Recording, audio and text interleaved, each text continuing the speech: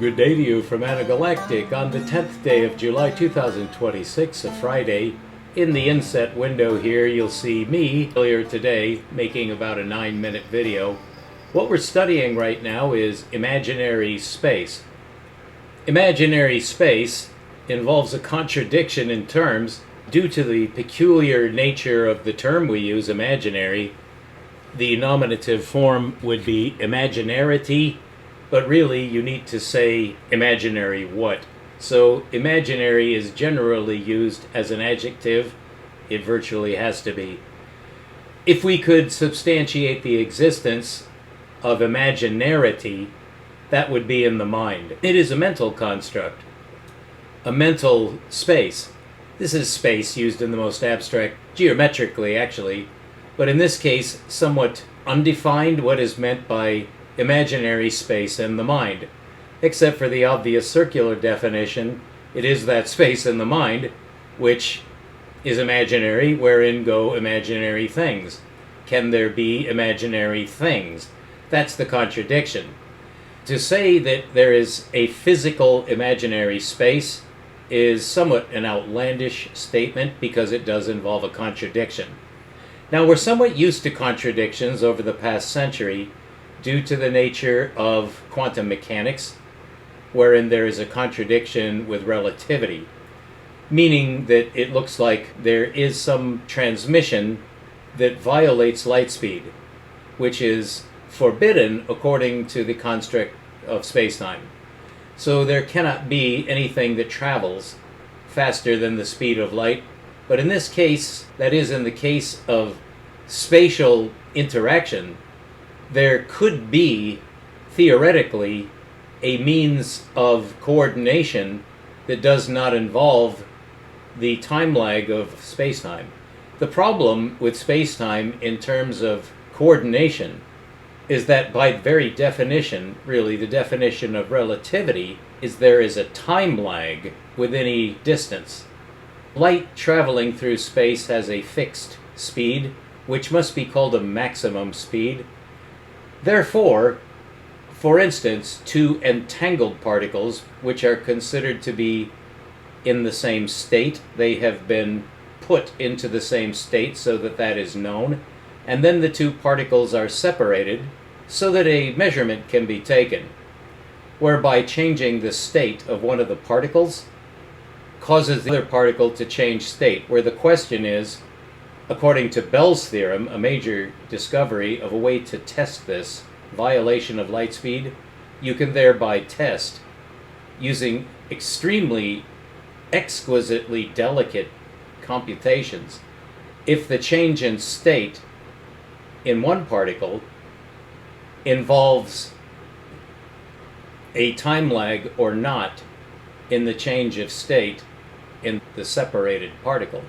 This experiment has been conducted numerous times over the past few decades, and in that time, technology has of course advanced as it is advancing geometrically now. It's really, in a way, frightening, depending on how one views such things, that technology is extremely powerful compared with, you would just say, yesterday.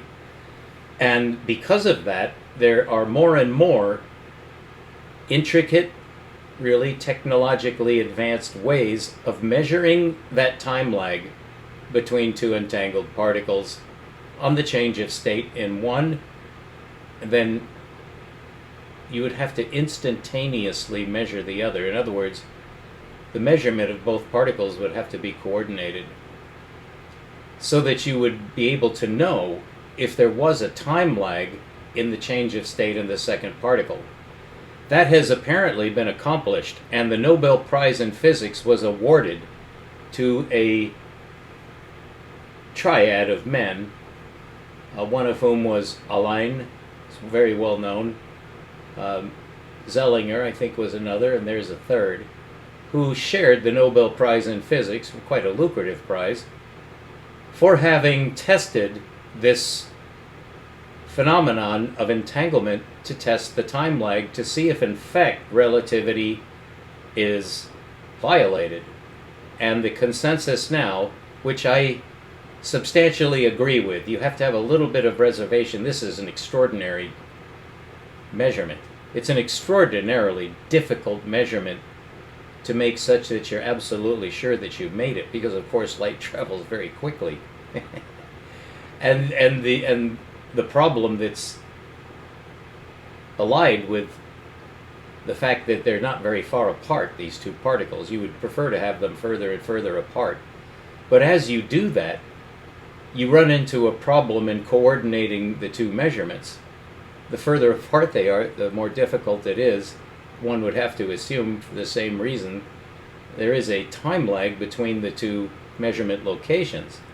So you would have to compensate for that before the measurement. All of this is rather, I hope I'm not confusing you, but it is confusing. So if it is confusing you, don't worry, because we're actually attempting to solve this very problem. The concept of a violation of light speed, which is now considered proved. It is proved to a threshold. It's much more likely now, after 2022, and there will be further measurements on this phenomenon. It is considered proved that there is a violation of light speed. Well, what does that mean? Well, essentially, the way you can phrase that is, it is of course tricky because we're involved in a paradox. How could that take place? So far, nobody has an answer, but what I have is a geometry that gives a framework for actually explaining that. But in order to describe, first you have to describe, and then you have to explain, and it has to be in that order, because first you have to have a description of what's going to be explained. But in this case, you run into that paradox again. To the proportion that you're able to describe what I'm trying to say, that there is actually a framework for explaining the violation of light speed. In order to describe how that geometry does that, you end up explaining the phenomenon, because there's a paradox. So even to describe the framework is to basically state the answer, which would be hypothetic, and then you have to, I believe you would say hypothetical there, because it's post. All right, so it would be a hypothetical. So that's how I have to begin. So what have I discovered? Well, essentially, very simply, it's spherical geometry. But what entailed from the discovery of spherical geometry is a different measurement space that's much more powerful than linear space, linear systematic space going up to 3D, and in space-time that's actually 4D. Well, there's an innate problem with that because it's not curved. It's extrinsic linear space, which is a grid placed over space, and the phenomena we're trying to measure at the cutting edge, both in astrophysics and in quantum mechanics, the nature of the problems being solved are spherical. Gravity is a spheric phenomenon, and I believe you would say spheric when it's pre rather than post. So if the phenomenon is spherical, you would say the phenomenon is spherical, but a spheric phenomenon. That's quite a little trick in English, is deciding whether you add the AL at the end of an adjective. Spheric or spherical. Intrinsic or intrinsical, you would say intrinsic, but you see, now it just depends on convention, and you have to memorize the conventions. Like I before E, except after C, except when it's not, as in neighbor and way. Whatever. I am a stickler for those sorts of things, and that is, you could say, part of my profile or idiosyncrasy as a scientist. It's both a detriment because it's infuriating even to me, but it's an advantage because sometimes you really have to be a nitpicker in order to pick out problems of bias, and there are various problems that can persist in science without anyone having realized what the problem had been, because someone was not meticulous enough to notice that there was an ambiguity that now has crept into further formulations, ruining everything. So we are dealing with something at the cutting edge, and the reason that it's at the cutting edge is because we can't go any further because we've reached a barricade. You simply can't violate light speed. Well, light speed has been violated. So that's the cutting edge. Paul Dirac tried to figure it out. Many men have. They can't. It hasn't been figured out, so that problem has to be solved. How can you say that entanglement violates light speed? Which is simply a shorthand for the whole phenomenon which I just described. How can the change of state be instantaneously transmitted? That in itself is a contradiction because there has to be a time lag. Well, there's not. So what's actually happening? This leads to the confluence or the meeting of where my geometry apparently gives the framework for a possible solution. Because in the nature of spheric geometry, there is necessarily a conjugality between what we say is real and what is virtually real. This occurs in an attempt to define time. Time is quite interesting when you try to define it. Now, it is thought that time can now be defined in context of space, and that has been proved. There is a direct linear relationship between distance and time, that as you have distance, you can plot the time lag. As you have distance, you can plot the time lag on the ordinate. So that's called a linear relationship because on both axes that you're measuring, it's the same linear metric. And that's called a linear relationship, essentially between two quantities, in this case time and space. So that's quite simple, although it does take a while to actually say, which some people really don't like. I mean, but that's really your problem. You have to adjust your attention span. It's really quite an art, not only to presenting science, but to hearing it, listening, trying to keep up. It is quite an art. And I have been practicing for 4 years, so I know that I've gotten better. Because I do listen to all my videos, and I am certainly aware now that I have gotten better. That's simply relative. It doesn't mean that I'm good. It means that I'm not as bad as I had been. One would pray, because science is, of course, infuriating if it's not being explained very well. It's quite an art to be both concise and complete. And that's what we're going to attempt to do. Because what I want to show you is the proof of my discovery that there is an imaginary space. It's not mental, although it has to be that. That's where it begins. And the problem really is it just mental? And that has there are a couple of definitions of mental here. So what we're attempting to do is probe further than has ever been probed before on the violation of light speed and entanglement. I guess you'd have to have a sense of humor when you're trying to deal with this stuff because it's really hard to say. Anyway, let me take a big swig of water. We're going to have another 95-degree day here, and it's in the 90s now.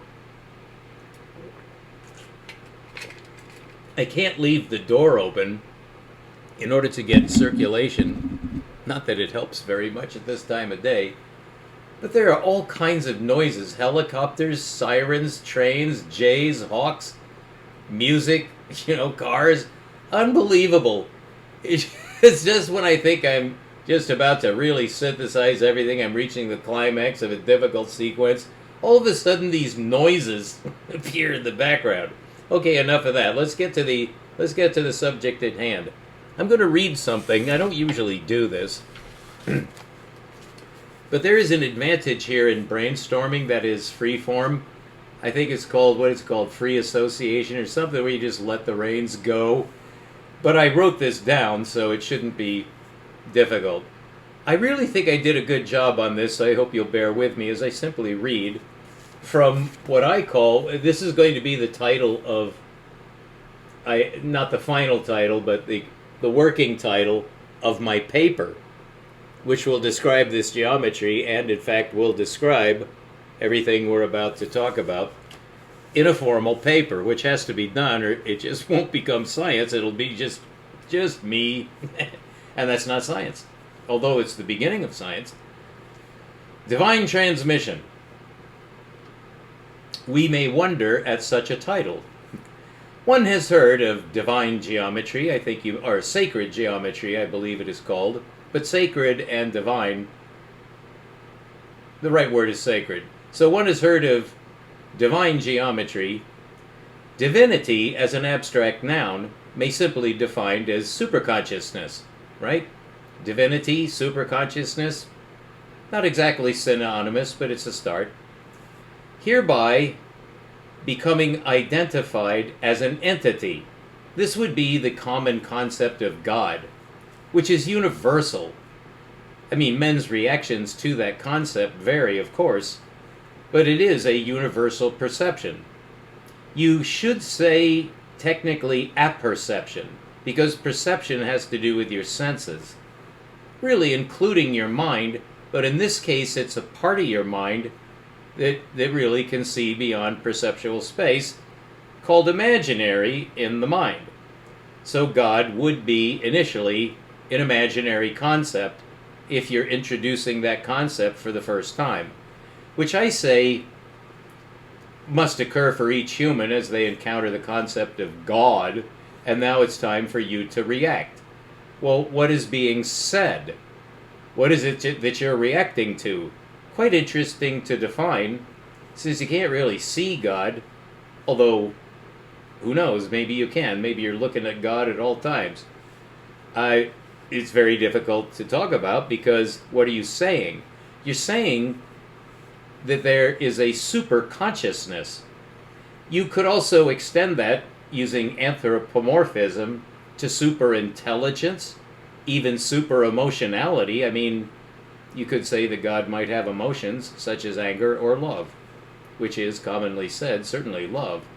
God has actually been defined as love, but it's not human love, it's super love. And what does that mean? Is a more powerful form of love? That's an incorrect way to approach it. It's in a super space. In other words, our conception of consciousness, such as you would have to say we have a perpetual consciousness of consciousness. This is at the cutting edge, so it gets spooky. But we do have consciousness. I don't think anybody denies that you can assert that with authority. You certainly do. And so since you have consciousness, but you didn't invent it, therefore it was invented. And that leads directly to the concept of a creator, which means what? A designer. Well, a designer is someone who thought it up, and the creator enacted it, and that's how we got here with consciousness. We were given it. Well, where did it come from? A superspace, which means an enclosing. This is quite abstract, but we believe that we can perceive consciousness. Well, once you say that, it means that it's somewhere. Well, where is it?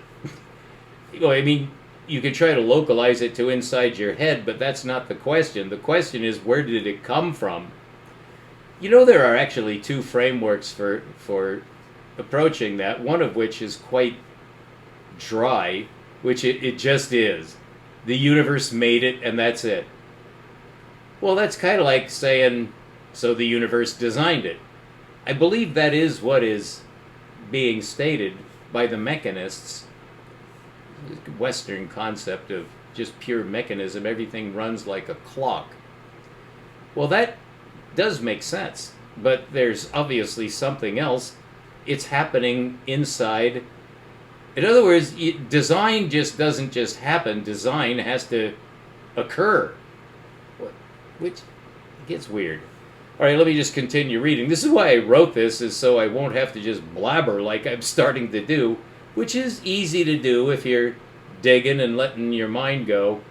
It just becomes philosophical. Finally, it just becomes abstruse, and you can't nail it down. It's like jelly. We don't want that. We want to get a solution. That's not jelly. At least Einstein doesn't think it is, and I agree with him. All right, well, the notion of such an entity appears natural to us, yet instantly involves us in an apperception of supernaturality. That's the enclosing space. The universe is natural, that's the basis of science, which means it's logical, it's rational, we can analyze it to effect. Certainly, we've done well at that so far, and we're trying to do better. But that's what we're doing. But naturality, that is nature, the structure of the universe, has to exist in a superspace. This involves the paradox. It's kind of a regression, because if that were a space in which universal structure exists, quite abstract, wouldn't there be an enclosing space for that? Well, that's like trying to analyze the edge of the universe. As soon as you think you have an edge, you don't, because an edge has something outside of it, which must have an edge, etc., etc. Kind of lose your mind in a way that actually what happens is you get dizzy. You get vertigo because you're going in a circular argument. So I hope you're enjoying this. I certainly am. Well, let me just read through this and try not to stop too much. So we do have an apperception of supernaturality, which is one of those 7-syllable words in English, supernaturality. I'm making a list of those. I have about 6 or 7 now, and I won't give you the others because we're going too far afield already. Quite easy to do. Well, this is engaging. There's a reason we love science. It's fascinating. It never ends. We just keep learning more. Well, that's enjoyable. I can't say exactly why, it just is. Well, actually, I can. We're getting to that. Yet that abstraction, too, is most natural, since the natural realm could well be imagined to exist in some superspace, as a geometrician would call it. Geometer is actually a real word, but I myself balked at that. That's not a word, and I've noticed other people, geometer, what? So geometrician, I think most people are willing to accept that. It may go supercilious on you, what? And then, all right, geometrician. Someone who does geometry. Well, it's geometer. So superspace is a word that a geometer is perfectly comfortable with because it's logical. However, we have automatically invoked a human faculty of imagination, the apperceptive realm of imaginarity. So it's a compartment of the mind, just to try to nail the jelly down. It shall be classed here as an extension of human perceptual space. In other words, we possess the capability of imagining things. Otherwise, we wouldn't have The Hobbit. We'd lose out on a lot of fiction and science fiction. Well, we're not willing to release that. So there you go. That quid est declaratum, however that goes. Demonstratum, I think it is. So it shall be classed here as an extension of human perceptual space, a mental adjunct of consciousness. That's going to become important. Don't worry about it yet. There's enough to worry about here. Therefore, we are warranted in characterizing divine transmission as communication from an imaginary superspace wherein exists a superconscious entity able and willing to communicate. How natural is this extrapolation? Is that imaginary superspace physical? I say it is, I've discovered it. If, as seems likely, imaginarity is a useful space in consciousness, I think we all can concede that, or we wouldn't have The Hobbit. We wouldn't have Star Wars, so come on. Are we then warranted in introducing thereby a notion of a superconscious entity? God, yes, right? Superconscious entity. This exists in all religions, by the way. Hinduism, I believe it's Hinduism in which occur the Vedas. I did some research into the Vedas. Oh yeah, they believe in a superconscious entity. They actually are monotheistic at core, which is not how I was taught Hinduism in school. Is like crazy demonic, polytheism, just anathema to the Western mind, really to the Islam mind as well. There's only one God. Well, actually, the Hindus believe that, and so do the Buddhists. And they have an idea that is a conception of this superconscious entity, but they give it a strange name. At least it's strange to the Western ear. It's something like Atman or Brahman. And there are several other terms. And this turns out to be universal as well. There are several ways of conceptualizing, even in imaginary superspace, the nature of this conscious entity. Now, in Islam and in Christianity, this is considered to be, I would have to say, just to summarize a difficult issue, a difficult definition, it's an anthropomorphic God. That God has the super space of a human. In other words, he's superhuman. Of course, that would not define God, but it would be necessarily part of his nature, because he invented humans. And therefore he must know exactly what a human is, and so he's superhuman. And that would be the Western idea of a God, I think. But is there any difference between that and Brahman or Atman, or there? You could go into that, and that goes into religious philosophy, which we certainly don't want, certainly not right now. So I'm going to continue reading. So, are we then warranted in introducing a notion of God? Historically, yes. The concept is involved in religion, or at least comprises a religious orientation. In other words, to the proportion that you accept that notion, you could be classified as a religious person. But we prefer to stay scientists here. Can you do both? Of course you can. You simply entertain the notion even without proof. So it's hypostatic. You're not admitting that there is a God if you're not sure. What you're saying is, what if there were, could it be proved? That's the nature of science. So, can God be proved? Well, let's go on. So this necessarily involves interaction with a religious orientation without being committed or committal. We're simply checking this out. Thus, we are at least prepared to introduce the topic of divine communication. In other words, it's from this superconsciousness, which in any instance would be a transmission. In other words, this would be a volitional act. It would be an act of superconsciousness to initiate a transmission into our subspace. Relative to superconsciousness, which would be obviously outside of our natural space, this superconscious entity, as we have hypostatically defined, initiates a communication. And I'm sure you've heard of examples. Several inquiries suggest themselves here. For instance, questions concerning content, means or method, and purpose. In other words, if we are to speak of divine transmission, the title of this, we might begin with what, how, and why. Natural questions. We commence using this framework of what, how, and why. For instance, it could be where or when. There are several interrogative questions. There are actually 7. I did a study on this. We commence using this framework of basic definitions using an interrogative approach, utilizing the AE custom or customization of concentrating initially on the question when.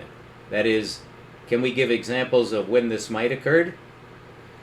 We can be specific or abstract. When might such transmission have occurred? In other words, are there any records,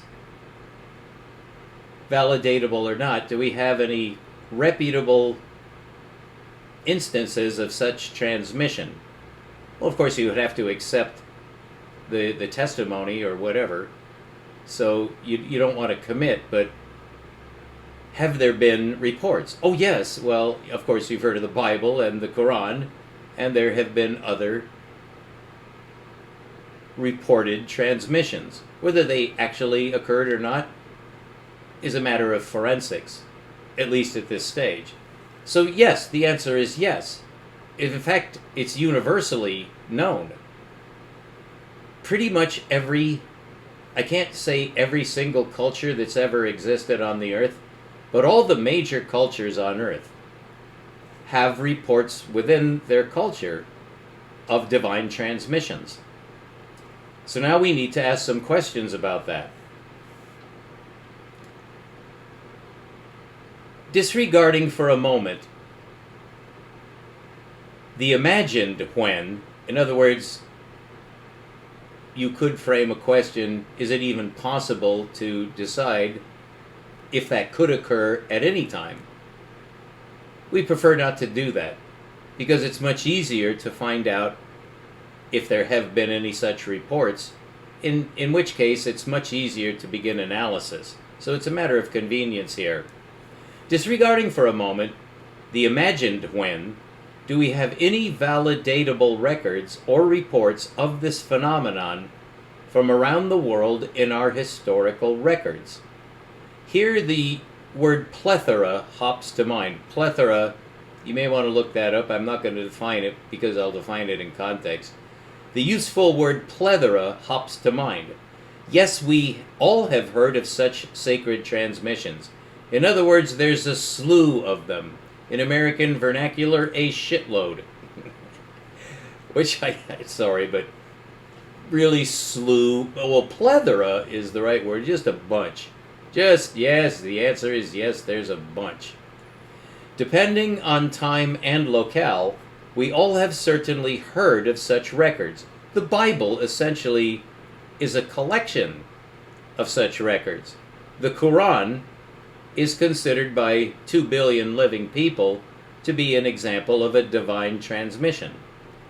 Yet here, right here, we may commence a scientific process of simplification, beginning with the observation of a plethora of qualifying reports.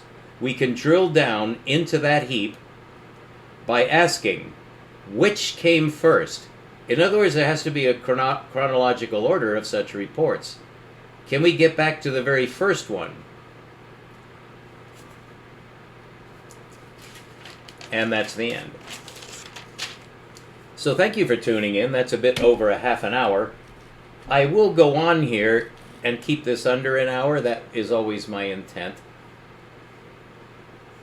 To extrapolate on what I just said, and this is the continuation of the prior video, which was day before yesterday, the investigation of my proposed discovery of physical imaginary space.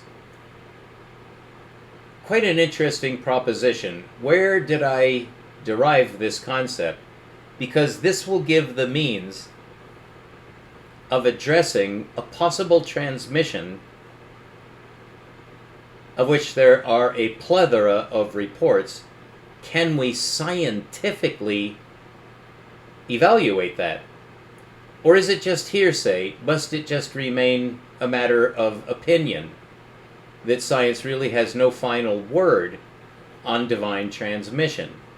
Well, I claim that that's actually the goal of science, is to explain divine transmission, whatever that might be, because that's what science is. That's actually its goal. If science has a goal, it's just that. It's to understand divine transmission.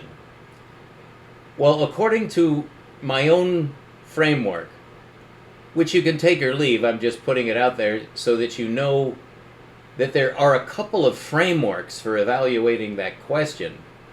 First of all, is there a natural divine transmission? In other words, that does not involve an angel or a dream, or you might even throw in a drug.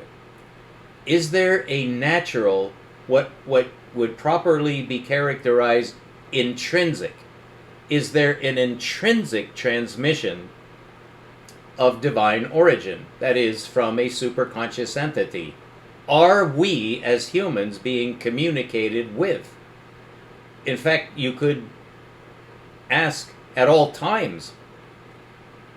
That, of course, is a difficult question to navigate, but when exploring the cutting edge, especially in this realm that involves a superspace, it's necessary to kickstart somehow, and that involves some work. It's the inductive process, which is not deductive. We're attempting to use the deductive inductive process, but they always work together. And it's deduction that we want, because that's a sequence. But induction is really almost looking through the other end of the telescope, or you could even say going backwards from deduction. Because what induction involves is essentially a synthesis, whereas deduction is a specific conclusion. And both of them are results, but one of them involves an integral, and the other one is essentially a derivative. I know this is throwing out a lot of concepts, but this is actually, since it is at the cutting edge, and it is a quite unique cutting edge, it involves practically everything that we know. So it's difficult to know where to begin in analyzing this question, which ultimately is there such a thing as physical imaginary space? Because if there is, it is quite likely that that is the space of superconsciousness. It would have to be imaginary to us, so that's a direct match. If there is it, but is it physical? Because then you would be stating that this physical realm is, in a sense, where our conception of God exists. It is actually a physical perception of God, a physical perception of the communicator, the transmitter of information to humans. Is that physical? I believe that it must have physicality because of the nature of information, that it's actually real, that information is real. To us, it's real. Information is real. There's a whole branch of information science, and in fact, a lot of the cutting-edge speculations going on now, for instance, about the supermassive black hole, have to do with information, which is quite an interesting concept, but we want to keep this simple. Since information is real to us, it has a physicality rather than an imaginarity. You can see there's an overlap, though, because is information physical? You might ask a simpler question: is space physical? You need to pause there before you answer it. There is a proof that it is physical. It's because light travels through it. So it is physical, so space is physical. And that's the analogy that I would use to describe the physicality of the superspace from which transmissions may begin. Because there's a transmission, we have to conceive that in the same way we conceive space as being real for that reason, that something travels through it. So, divine transmission, again, the title of this video is Divine Transmission, the title of my preparatory paper for a formal paper which will not have that title, although it may have a chapter by that title. Divine transmission can be conceived in two ways, I say. So let me describe those to you so you see if you agree or not. Because remember, this is hypothetic. You do have to be able to agree with what I say finally, and that requires a proof. But in order to understand any proof, you do have to know what it is I'm trying to say. Which is why I began by saying that this is most interesting, because at this level, as you describe, you're actually explaining.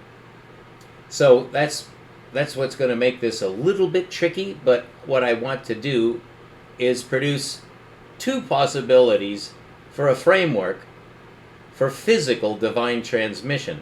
Could that be said to originate in a physical imaginary space? We've already hypothesized the space. Now what we're saying is, can it be proved that it's possible for a divine transmission to occur to us? It would have to come from that space. So the transmission would have to be physically real.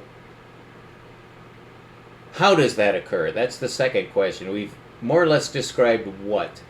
Although we haven't described the content, like what would this be?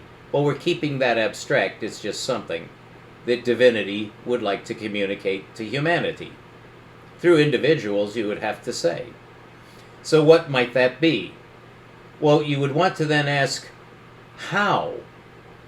And really, what that would mean is, when?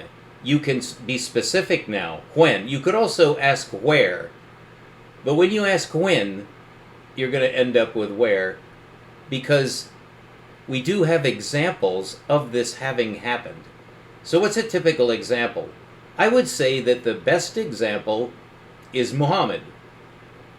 And because this is by far the most important, certainly the most widespread and powerful religion that's ever appeared on earth is Islam.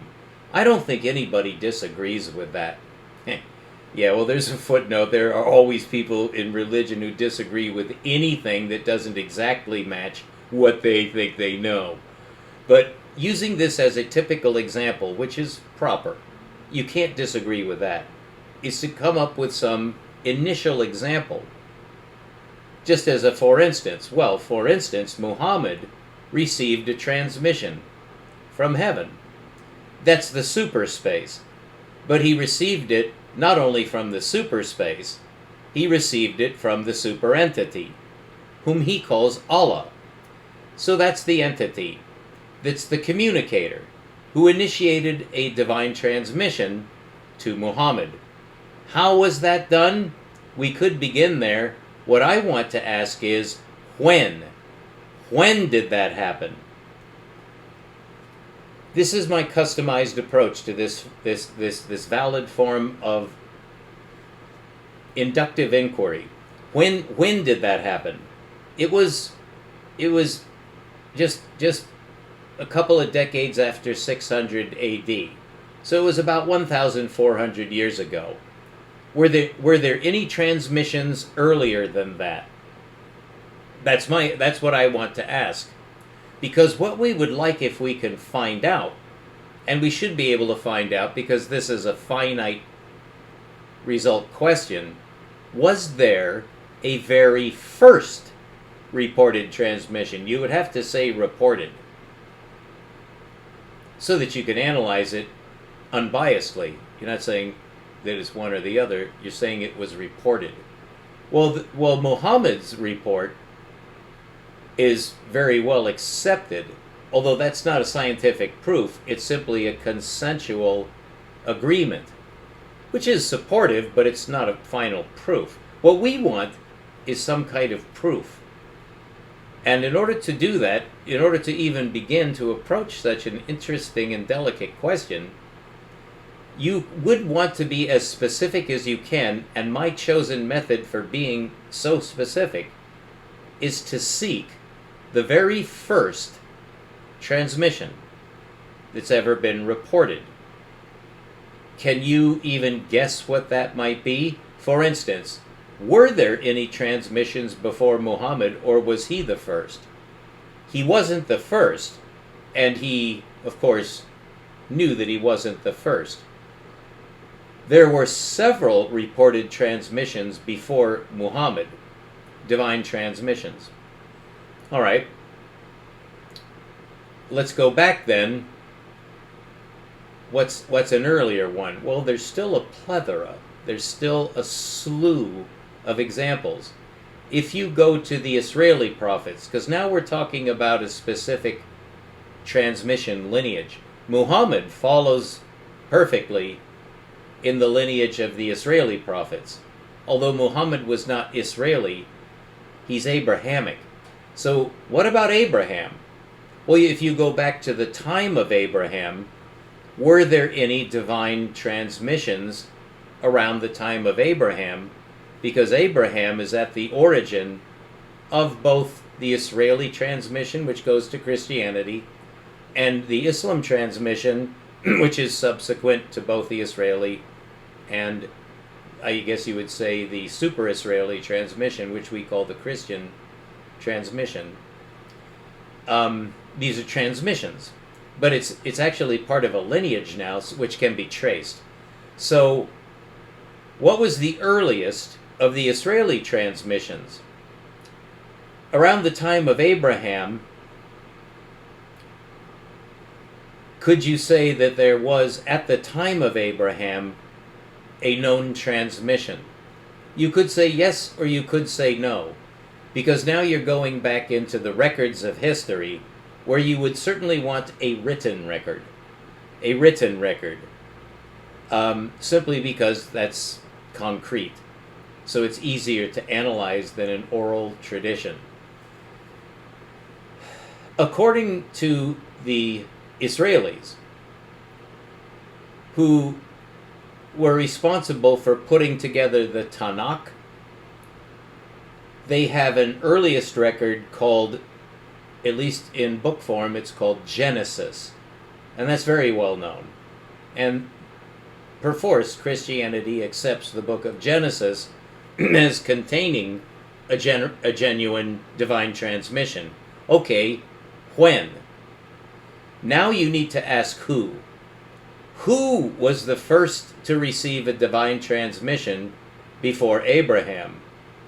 Because Genesis was written mostly Genesis purports to describe events before Abraham. In fact, Genesis purports to describe events going back to origins. And since that's so familiar, I won't go into detail because you already know this. But you see, now it gets interesting. Because if you do actually read Genesis, and I'm sure you're at least acquainted with the opening chapters of Genesis, Genesis, I believe, it's 50 chapters more. It's 50 chapters or 50, it's 50 or more chapters long, I forget exactly. But it's at least 50 chapters long. You would want to know how long are these chapters. They vary in length. But is what we would fully accredit using the term chapter. So it's not a short book, and it covers actually quite a span of time. So you might want to ask, looking for the very first divine transmission in this transmission series, because don't forget there's people all over the world throughout most of this inquiry back in time. The Incas may have had something, some people in Africa may have gotten something, anywhere else in the world there may be another divine transmission which goes back very far. So when you ask when, you're also asking where. But in this case, the where is essentially wherever these men were who, at their time, in their generation, received a divine transmission. Can we trace that back to the very first claimant? Whoever claimed it for that man, or if the man claimed it for himself, or both, is there a first? Well, here we can start going in sequence, beginning with the ending of Genesis, which actually describes Abraham and his descendants all the way to the birth of the 12 tribes. And that's where Genesis ends, is after the enumeration of the 12 children of Israel. And Israel is the father of the 12 tribes. Israel's original name was Jacob. And that part of Genesis, which runs in the final few chapters of Genesis to its conclusion, purports to report this genealogy from Abraham to the 12 tribes, which is only 3 generations. So, who wrote that down, for instance? Do we know who wrote that down? There are 2 theories, and I'm not going to go into that. You may know that the theory is that Moses wrote that down. That's actually not very smart. That doesn't answer the question. Because Moses, well, there is where we could start, is with Moses. Because according to the tradition of the Israelites, it was Moses who wrote Genesis, and that has been generally accepted by Christian scholars down through the centuries. In other words, this is a theory of the very first transmission, that it was to Moses. But Moses lived long after Abraham. A few centuries after Abraham was the time of Moses. And I think you know the story of where the 12 tribes were at the time. They were in Egypt. How they got there is an interesting question, but they did end up in Egypt. And that's also part of the Mosaic record. Well, okay, so we can now focus on Moses as an example of a very early recipient of a divine transmission. Did that in fact occur? Well, what has been said? What do those who know more about that than I do, what have they said about that? When did that happen? When did Moses receive that? When? Because Moses had a lifespan, so when in Moses' life did that happen? We want to be specific because we want to understand somehow the dynamics of what occurred in the transmission. How was it done? How did Moses receive this divine transmission? I am one of the foremost scholastic researchers in that area, in the sense that I'm intensely involved in answering that question. I have never in 55 years gotten a straight answer to that question. Is when did Moses receive this? Because we'd like to know more about what happened. How did he come to write the 5 books named after him, the 5 books of Moses? Very commonly accepted that he wrote all 5 books. Well, what did he do? Just invent it? That's what a critic would say. Did he just invent it? Well, that's entirely possible superficially, unless you have more information to decide. I think a scientist would have to assume, well, who says that Moses got that from God? How do you know that? How do you know that Moses received that from God? I have never yet found a scientific answer to that. Actually, I have never seen an answer even offered. It's as if, and I hate to say it this way, but this is actually what I've seen with my own eyes written and heard countless times, is you just have to take that by faith. Okay, take what by faith? That Moses was inspired. Okay. Inspired by what? I'll just tell you the answer that I was given, and I think you can sense that I'm dubious of this, but I'm just going to report what is the most consensual answer to that as far as I've been able to tell, and I certainly am able to tell. He was inspired by the Holy Spirit. Doesn't say how, doesn't say when, doesn't even say where. It doesn't say if he wrote with a pen. It doesn't say if he used clay tablets. It doesn't even say that he wrote it down. Although I believe a case can be made from internal evidence that that's implied that he wrote it. So let's assume that he wrote it rather than someone else, which is the case with Muhammad. Muhammad did not write his transmission. He spoke it, and it was written down by others. But how did Moses receive his transmission? Just completely ambiguous. There's no answer to that. He just did. And you're supposed to believe it. I don't. I just don't. Not anymore.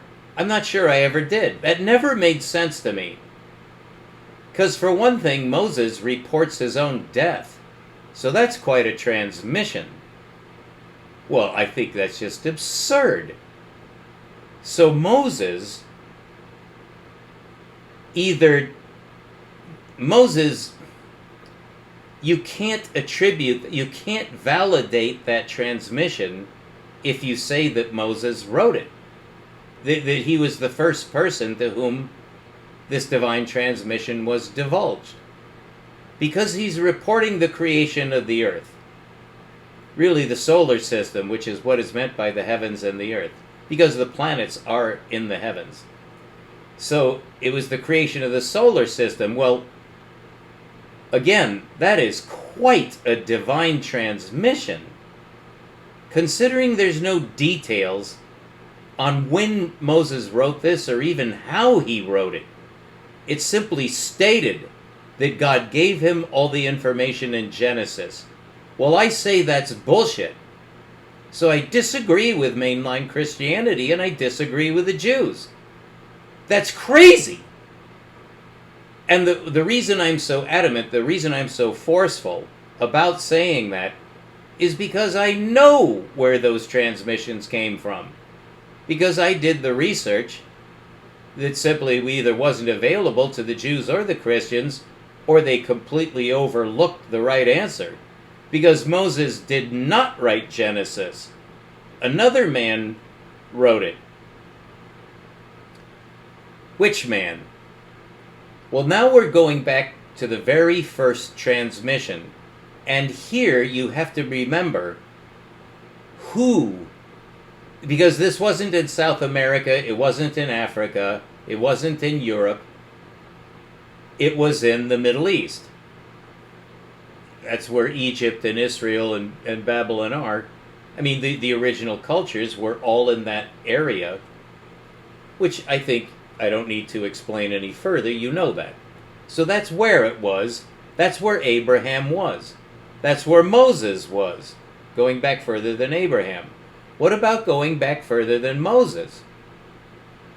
Were there even any accreditable reports of transmissions in this transmission lineage?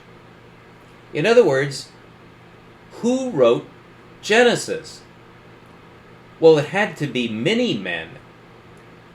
And what you could ask is, who put it all together? And that was probably Moses. But he didn't write it. He got it from somewhere else. Well, that's not in the Bible. Well, so what? We're scientists. We don't really care about the Bible. Although we would like to get it as evidence, yes, but it simply doesn't say where Moses got the transmission records of the early, certainly the early chapters of Genesis, but really the whole thing occurred centuries before Moses, ending at the time of Abraham and his grandchildren, actually his great-grandchildren. That's the end. Chronologically, that's where it ends, is at the time of the 12 tribes. And it begins at the creation of the earth and the solar system. But there's also another very interesting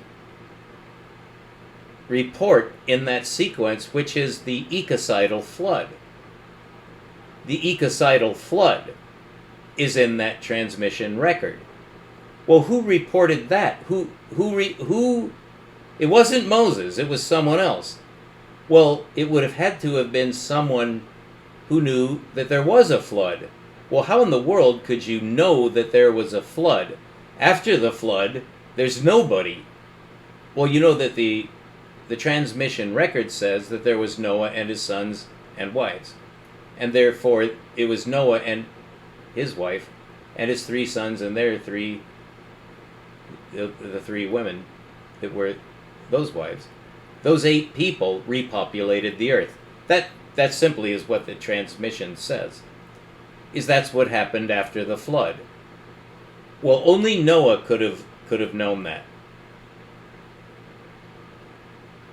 That is, somebody had to know about the flood after the flood. Well, there was nothing left on earth that was alive after the flood except that which was aboard the ark. That's simply, I know Western scientists have a difficult time listening to this because they just want to vomit. That I like to say their fanny hurts or their fanny itches. But I think you can see this as a perfectly rational inquiry because we haven't gotten to the content yet. We're not exactly focusing on what was said. We're asking when it occurred. When was the transmission of this information? Well, it would have to be traced then back to Noah, because he's the only person who could have reported the flood. I shouldn't say the only person. He's the only person of the first generation after the flood. It would have had to be somebody aboard the ark who knew what to write. But in this case, it wouldn't have been a divine transmission. It would have simply been reporting that there was a flood. But you see, Noah didn't just say that. Noah received a divine transmission, and that's recorded in the book. Well, that's interesting. Did Noah write that down? Without answering that question, the real question is, was there a divine transmission before Noah? And really, you have to be even more specific. Was there a divine transmission before the flood, perhaps to Noah, who lived before the flood? And the answer to that question is yes. That Noah received a divine transmission both before the flood and after the flood. How do we know that? Noah. So now we've gone much further back than Moses, much further back than Abraham. We're back to the only man with his 3 sons, the only man representative of that small group, the only man to have survived the flood. So he's, so far, the first reported or surmisable recipient of a divine transmission. And since we're going back in time, we want to know what Noah heard from heaven before the flood. In order to get the mechanics and the dynamics of what's going on in a divine transmission, we're looking for a single example, and the best one is going to be the first one, if we can locate it. So Noah is now an excellent candidate for being what we want. And we could stop there and analyze that. I do believe that's a good thing to do, but I would like to just complete the sequence if we can. Were there any men who received a divine transmission before Noah? Because, of course, there were men alive before the flood, none of whom survived the flood, but they were there before the flood. Did any of them receive a divine transmission before Noah? The answer is yes, and it can actually be proved, which is a remarkable thing to say under the circumstances, but it can be proved using strict forensic analysis. I proved it. That there was exactly one man, although it might have been two and it might have been more, but there was at least one man before Noah who received a divine transmission. And that man's name is known in three languages as either Enoch, that's English, or Hanoch, which is Hebrew, or Idris, which is Arabic. And that's well known now, is that Hanoch, which I prefer to say because that's the Hebrew, but I will say Enoch because that's English, which is the language I speak.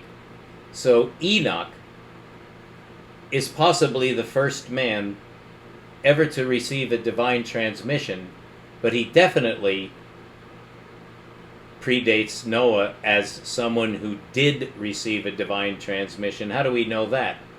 He wrote a book which Noah took with him, and that can be proved. I proved it. So far, as long as you're willing to go along with this without committing, risking your soul or your reputation on believing some fairy tale, just accepting that this is how men have come to look at divine transmissions in this context, in this lineage, at this point back in time, looking for the very first one. It would be Enoch. Was there anyone before Enoch who might have received a divine transmission? Yes. The very first man, Adam. Did he receive a divine transmission? Yes, he did. Did he write it down? No. Writing had not been invented. So how was that divine transmission accomplished? When did it happen? Because Adam lived hundreds of years.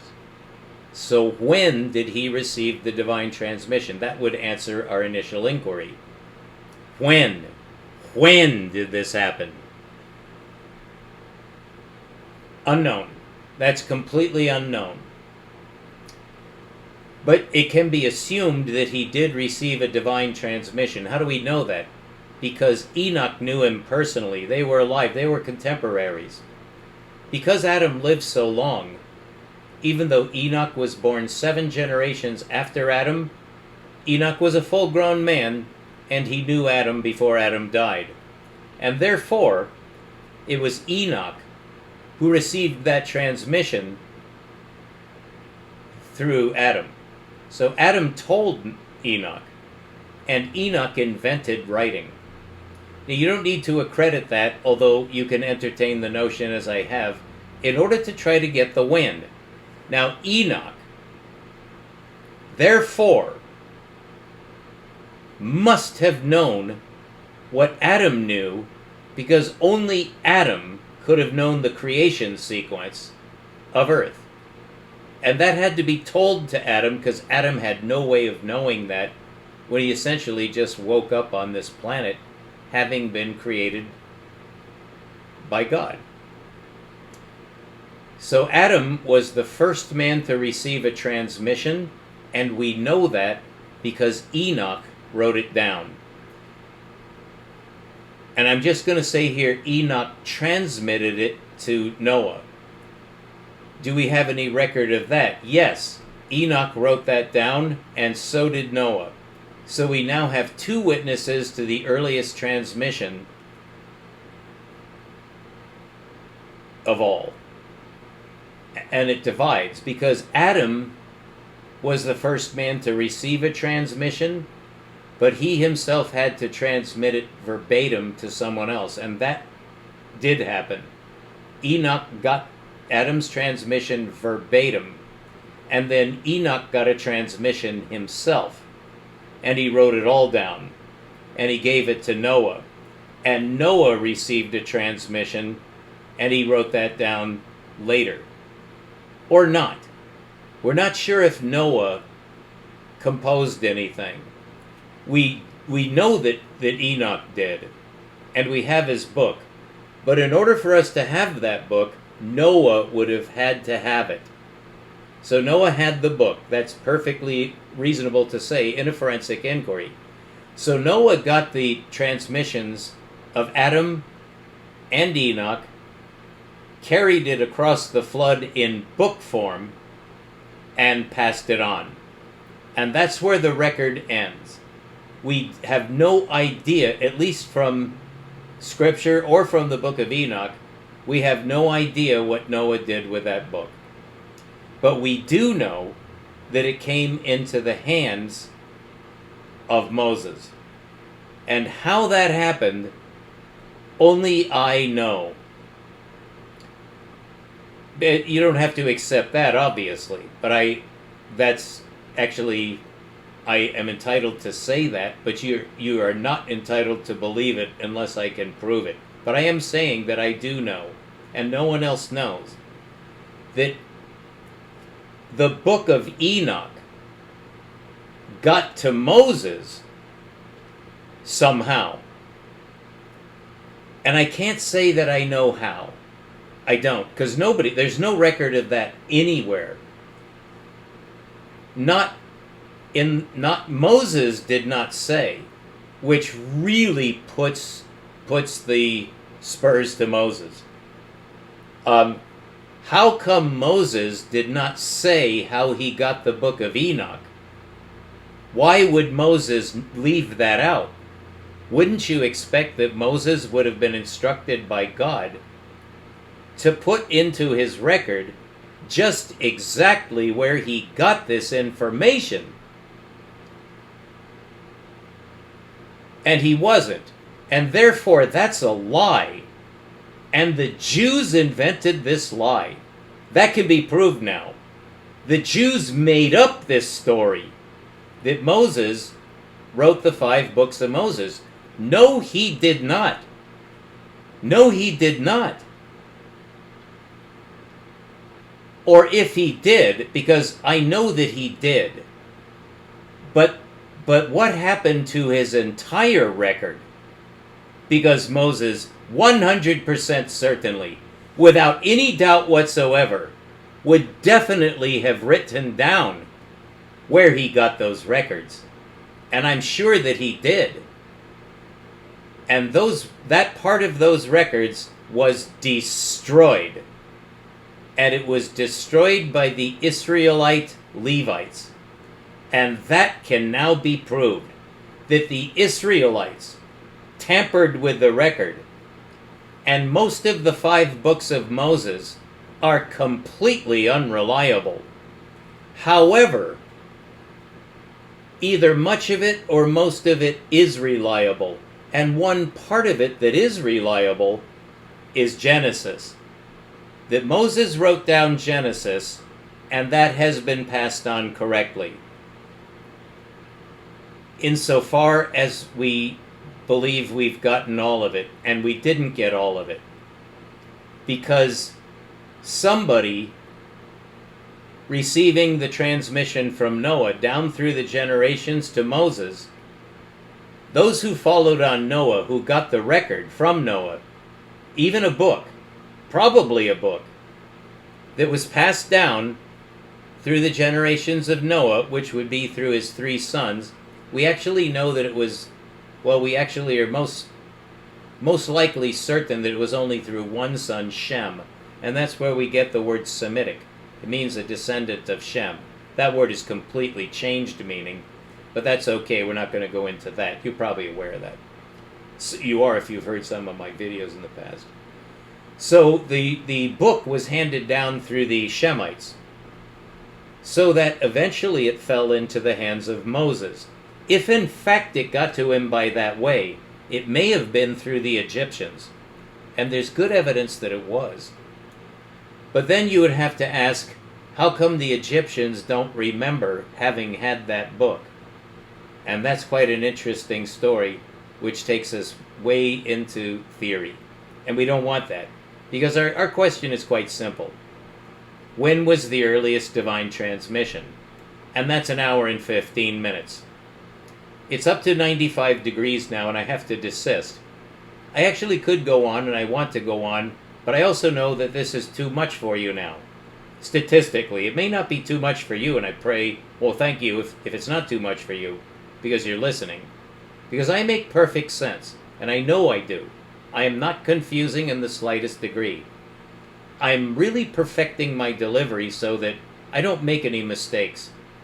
I say it exactly as it should be said to be understood by anybody. And I'm almost a master of that now, comparatively. But I must desist. And I will continue, of course. But that's as far as we've gotten in Divine Transmission. I hope you enjoyed this video. And I hope you watch the video that is represented by this little inset. It's a 9-minute video I made earlier today, where I go into some detail introducing what I just wrote. So we're getting to imaginary space through which would come divine transmission. Is it physical? I'm going to prove to you that it is, and it unlocks physics. Which I've already done, but I haven't gotten a lot of views on the videos I've produced over the past 3 years. Well, that's not going to stop me. Actually, it was a bit early. It may not have been entirely understandable when I first presented my geometry. But it's absolutely understandable now. But this is progressive, and it goes all the way, and no man is going to find out the limits of any of this. But this is a brand new threshold that's been over a century awaiting. More than that. The geometry that I discovered is universal geometry that has a universal reference frame, which is exactly what Einstein wanted to find and couldn't. For reasons I can perfectly explain why he couldn't get universal reference frame. And now we have the unified field solution. I can show you exactly how gravity and electromagnetism and quantum mechanics form one coherent system. And that's the goal. To that threshold. It's the current goal. I got it. No one else did. I got it all. This would normally be about 20 or more discoveries that would have had to be made in sequence. But apparently I received a divine transmission. Stay tuned. We'll be right back. Thank you.